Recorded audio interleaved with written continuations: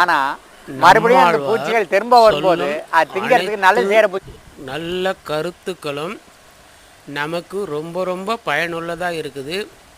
பாருங்கள், இது மாதிரி தான் தோட்டத்தில் என்ன சொல்கிறாருன்னா, ஒரு நம்ம ரசாயனம் தெளிக்கும்போது தீமை செய்கிற பூச்சி 10 பூச்சி செத்துதுன்னா நன்மை செய்கிற பூச்சி 20 பூச்சாக செத்து போகுதுங்க.